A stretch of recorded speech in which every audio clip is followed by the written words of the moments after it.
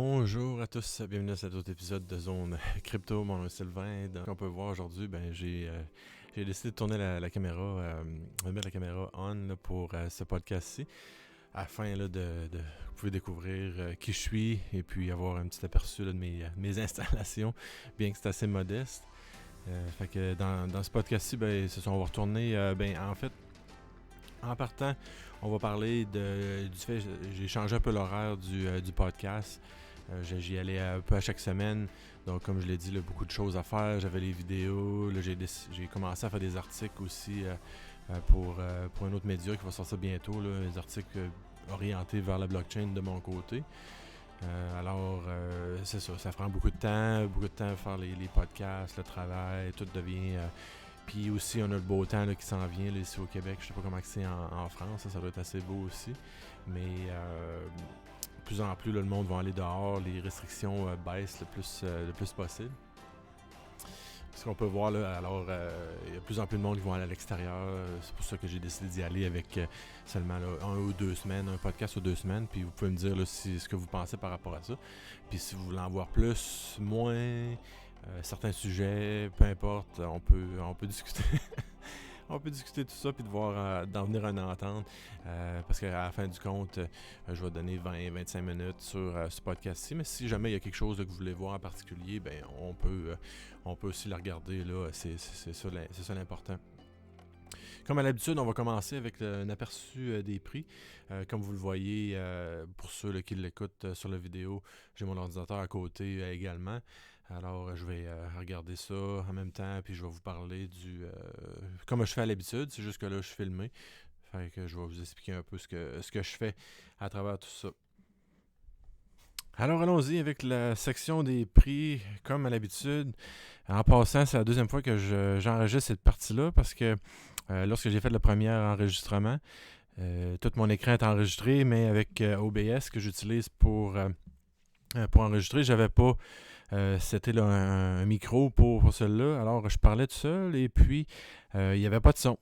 Alors, on la refait, il n'y a pas de problème. Si jamais vous commencez à faire des podcasts, des vidéos, de quoi que ce soit, faites-vous-en pas. Il y a plein d'erreurs dans même qui arrivent. Alors, un petit truc, là, perdez pas trop espoir ou confiance si jamais ça vous arrive. Alors, comme je le mentionnais dans le passé, là, ce que j'utilise, c'est coingecko.com.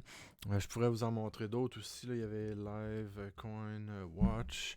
Il y a nomex.com. Alors, il y a plein d'autres...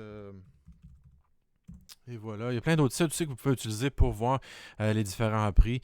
Et comme je l'avais mentionné une couple de semaines, je voulais vous montrer une différence qu'il y avait entre nomex.com et CoinGecko. Puis la différence était au niveau de ça. Ici, X qu'on peut pas voir sur CoinGecko, Live CoinWatch, c'est pas là non plus. Alors, c'est ça la différence que je voulais vous montrer. Il y a des fois du politique à l'intérieur de ça, de la même façon que du politique entre BTC, BSV, Bitcoin Cash. C'est la même chose aussi. Un prêche pour l'autre, puis prêche pour sa paroisse, puis les autres sont un peu ignorés. C'est la même chose où l'argent, on en reçoit là, de la publicité ou non. Alors, il y a beaucoup de ça dans le crypto aussi. C'est pas seulement en politique, là, puis ce qu'on peut voir avec la COVID et tout ça. Là. Il y a quand même cet aspect-là ailleurs aussi. Alors, c'était vraiment ça que je voulais mentionner par rapport à ça. Il y a plein d'autres sites que vous pouvez voir. Alors, mettons, on prend, là, par exemple, Live Coin Watch, la même chose. BTC, 36 462. Ethereum, 2808. Binance Coin, 401.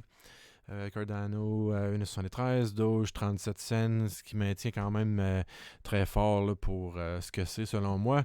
Mais je n'irai pas trop vers le Dogecoin actuellement. XRP se maintient quand même pas si mal à 97 cents. Alors, vous pouvez voir tout ça. Vous pouvez faire une customization aussi. Là. Alors, si vous écoutez la vidéo, vous avez l'outil aussi que vous pouvez utiliser pour vous faire une liste là, de j'aime tel, tout ça, faire une petite liste de favoris, des choses comme ça. J'utilise un peu moins Live Coin Watch, mais j'utilisais, c'est ça, CoinGecko là, en principal dans les derniers mois. Mais des fois, là, de temps à autre, je vais voir là, ce qui se passe ailleurs juste pour valider certaines informations formation ou autre, là. Une chose qui est intéressante sur nomics.com, il y a comme une petite option prédiction là, de 7 jours. Il doit y avoir possibilité aussi de même de le mettre en français, là, j'imagine. Currencies.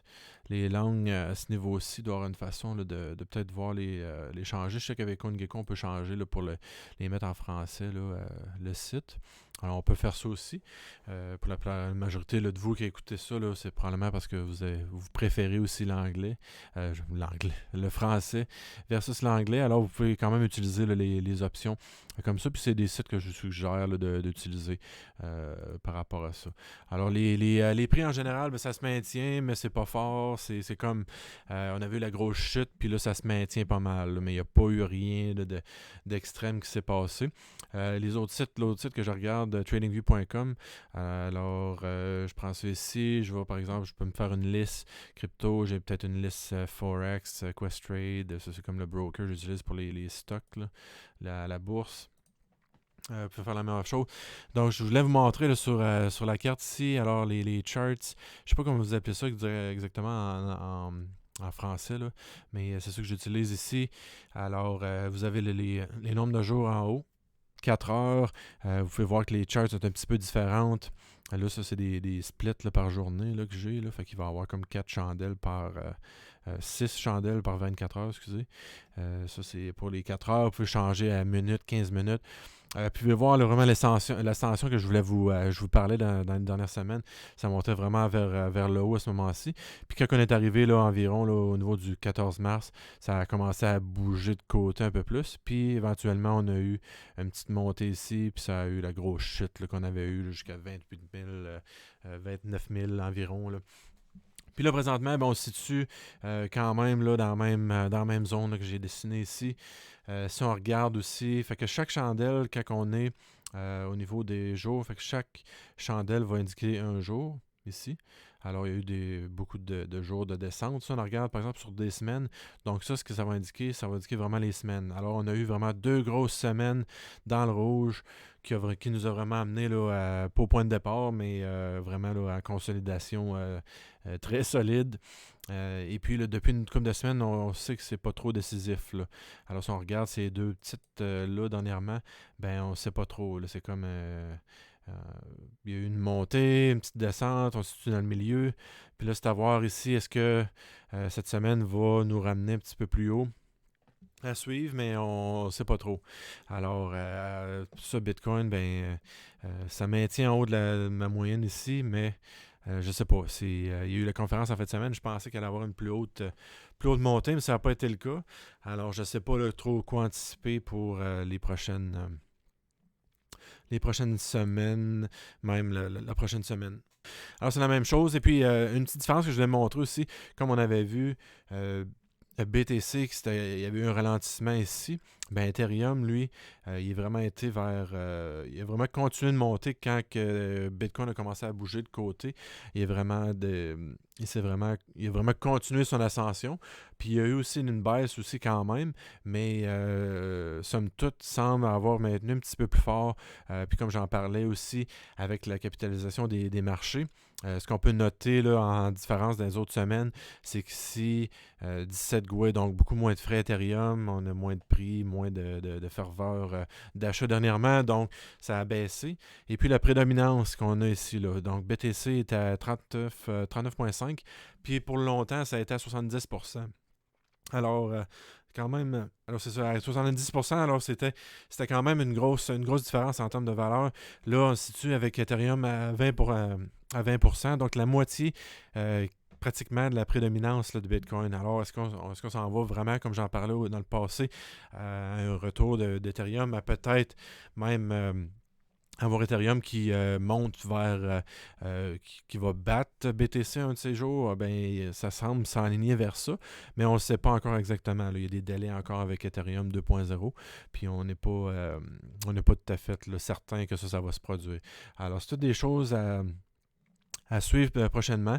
Sinon, les prix semblent quand même être être relativement stable. Si vous voulez, par exemple, un petit exemple, je vais vous montrer dans les 7 jours, si vous voulez regarder les cryptos qui ont monté le plus, vous pouvez faire ça ici. Là. Vous pouvez comme utiliser là, les tables dans le haut. 24 heures, 16%. Donc, par exemple, Tezos s'arrêtait la plus grosse montée là, dans les dernières heures. On a Nexo aussi qui est là. J'en parlerai peut-être un jour. Nexo, c'est comme un système un peu. C'est comme un peu une banque. Alors, vous pouvez mettre vos fonds là-dessus en Bitcoin, Ethereum, puis d'autres crypto-monnaies, puis d'obtenir un petit peu un certain pourcentage de retour face à ça. Je l'utilisais là, jusqu'à tout dernièrement. Je suis en train de me demander si je veux conserver mon compte Nexo, mais on va décider de ça les prochaines semaines. Mais somme toute, vous pouvez aller voir, je pense, sur c'est Nexo Finance, juste pour voir le site en tant que tel. Si vous voulez aller visiter, ou c'est Twitter ici, ça va devrait me donner le site. Nexo.io, donc vous pouvez aller là-dessus pour voir si c'est quelque chose qui vous intéresse. Mais c'est comme vraiment plus type banque. Là, fait que vous allez devoir mettre vos fonds sur la plateforme en tant que telle, puis faut que vous faites confiance. Mais je pense que les autres ils ont des assurances là, par client, tout ça. Alors c'est un petit peu mieux fait là, que la majorité des plateformes de ce genre-là. Alors, à suivre.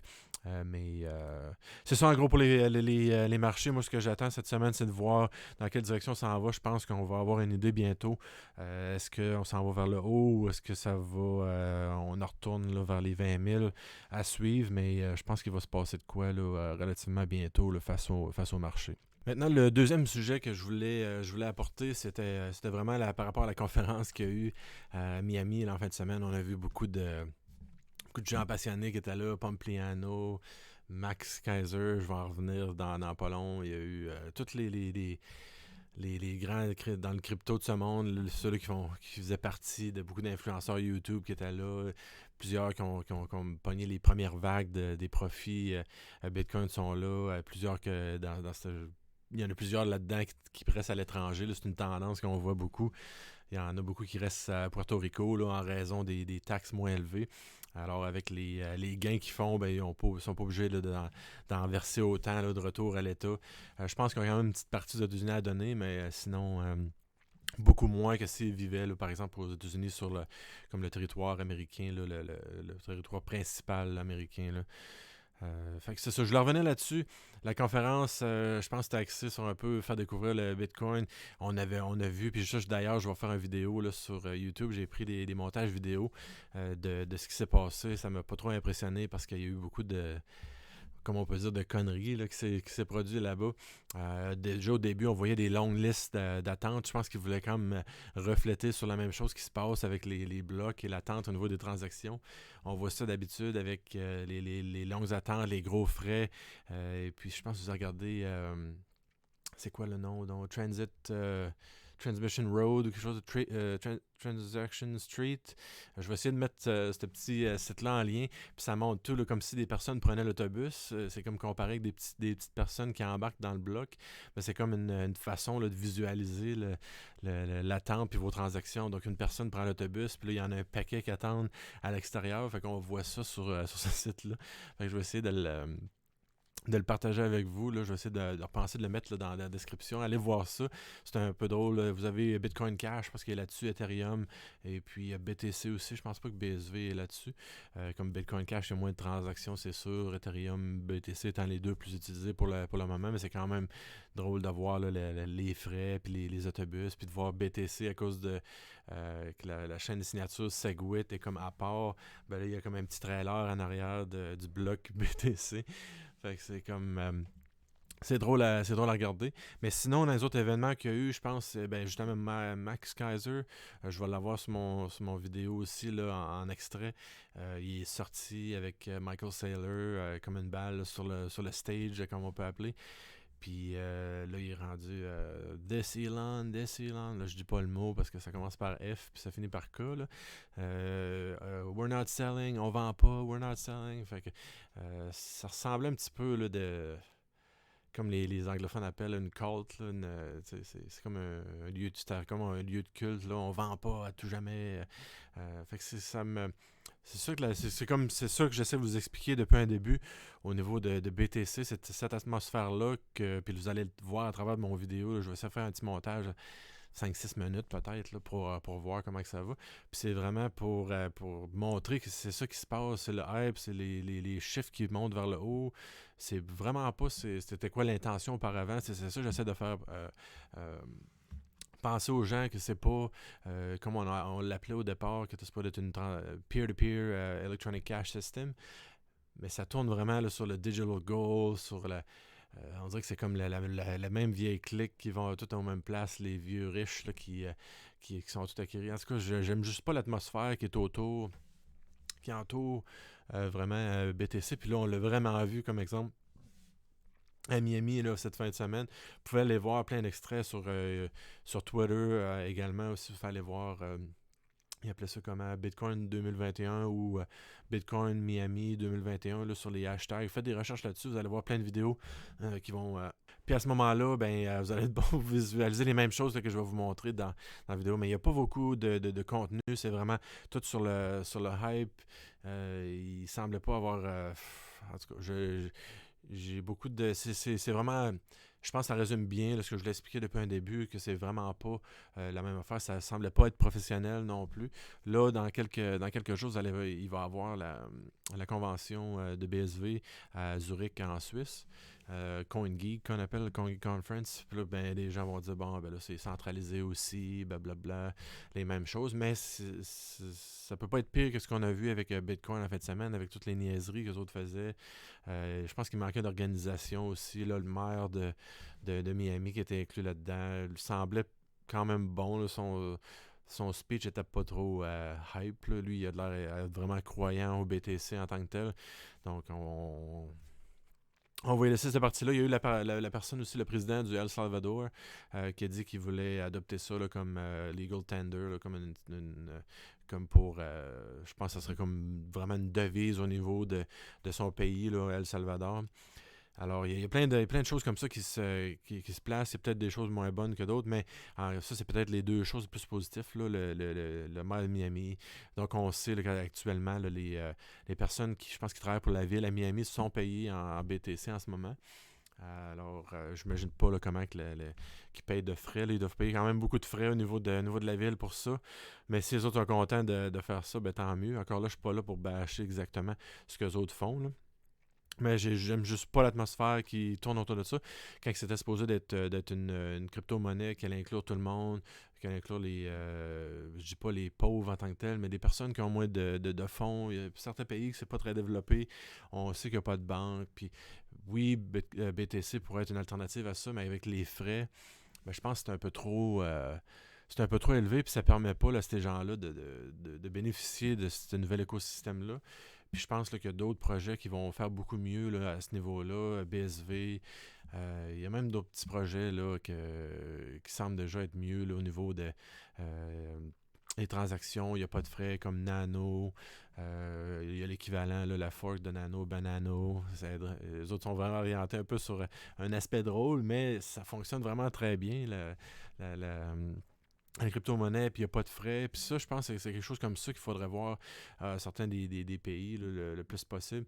Puis je pense pas que BTC rencontre cet aspect-là. Je pense que c'est devenu vraiment un outil là, de comme on peut dire, venture capital, là, vraiment les gros investisseurs, les banques. Ça revient un peu le même système qu'au fait, on se plaignait d'avoir, puis ça semble être de retour là, sur ça. Alors, ça me déçoit un peu de voir tout ça. Puis aussi, il y avait une autre idée aussi que je voulais parler. Il y a une personne qui s'est levée pendant que Jack Dorsey, le CEO de Twitter, était présent. Il s'est levé, puis je pense qu'il parlait de censorship, là, la censure sur Twitter. Et puis, après ça, euh, les mêmes personnes dans BTC qui elles se veulent contre le censorship. On parle souvent de censorship resistant, le BTC. C'était les premiers. Là, on a entendu quelques commentaires dans la foule qui disaient des platform her, ça voulait dire de l'enlever de la plateforme Twitter. Mais c'est quand même drôle de voir que BTC qui se dit pour un nouveau genre de système financier, pas de censorship, pas de censure, qui sont les premiers dans une conférence de BTC à aller vraiment vers ça. Alors c'est comme incroyable là, de voir ça. Là. Ça devient comme ridicule à un moment donné. Puis c'est ça, je pense, encore une fois, si vous êtes un gros fan de BTC, ben tant mieux, mais juste faites d'autres recherches un petit peu, puis peut-être que vous allez découvrir d'autres choses, vous allez aimer moins. Peut-être que je suis carrément dans les patates, comme on dit, avec mon opinion, mais j'aime juste pas ce que je vois. Là. C'est trop basé sur le hype. Ça ressemblait un peu là, quand Max Kaiser est arrivé sur le stage à du BitConnect, là, quand le gros scam qu'il avait eu. Alors, je sais pas. C'est à vous là, les oreilles à ce niveau-là, mais moi je dis un peu cet aspect-là que j'aime pas, ce que je vois présentement. Puis il y a d'autres projets qui sont beaucoup plus professionnels présentement, beaucoup plus orientés vers ce que le monde a besoin pour une meilleure économie. Tout plein de concepts comme ça. Là, puis c'est ça en gros que je voulais dire. Alors pour moi aujourd'hui, ben, ça fait comme déjà 19 minutes que je parle. J'espère que vous avez aimé ça pour ceux-là qui l'ont regardé sur la vidéo. Alors je pense que je vais l'avoir sur la plateforme Streamanity. C'est sur BSV. Je vais l'avoir là-dessus disponible. Et puis là, par la suite, à ce moment-là, je ferai, je vais probablement, peut-être là, sur toutes les plateformes comme Streamanity, d'habitude, on charge tout le temps comme un petit 10 cents, 20 cents pour aider là, les créateurs à faire ça. Puis quand on va acheter, on connecte tout simplement notre porte-monnaie Money Button ou ReallyX ou même Encash, je pense qu'il est connecté présentement. Puis on peut quand même contribuer à la personne pour aux vidéos. Comme ça, tout le monde est récompensé pour son contenu, puis on est quand même propriétaire de nos données, puis c'est pas exploité là, par les géants là, de technologie. Fait que je vais le mettre probablement gratuit pour celui-là, afin que la majorité du monde puisse le voir s'ils sont intéressés. Puis par la suite, je mettrai un petit frais là-dessus, comme la majorité des créateurs font sur Streamanity, juste de façon à utiliser la chaîne. Puis ça, c'est une transaction qui va être sur la chaîne aussi, le BSV. Donc, tout ça, c'est toutes des choses qui contribuent à un meilleur futur. Puis j'aimerais ça là, vraiment partager de cette façon-là. Puis en même temps, vous contribuez un petit peu là, avec quelques sous à mes choses. Je gagne pas grand-chose pour l'instant. Alors, c'est ça l'important. Alors, merci encore une fois pour avoir regardé. Si vous voulez regarder ma chaîne aussi, sylvain-cloutier.com. Vous pouvez aller voir la chaîne YouTube. J'ai pas beaucoup de vidéos dernièrement. J'étais un peu en réorientation, là, savoir qu'est-ce que je fais au niveau de mon contenu. Là, j'ai écrit des articles et puis tout ça. Alors, j'étais encore en train de voir ce qui va arriver. Mais sinon, je vais essayer de vous garder au courant. Puis n'hésitez pas là, si vous avez des questions, recommandations, ce que vous voulez voir. Puis on va regarder ça. Puis si jamais vous êtes quelqu'un déjà dans la crypto, puis vous êtes intéressé de nous parler de votre projet ou quoi que ce soit, aussi là, gardez-moi allez sur mon courriel, envoyez-moi un courriel, puis on va se discuter de ça, voir ce qu'on peut faire. Donc merci beaucoup, puis bonne semaine, et puis bonne réussite là, avec votre recherche dans la crypto. Au revoir.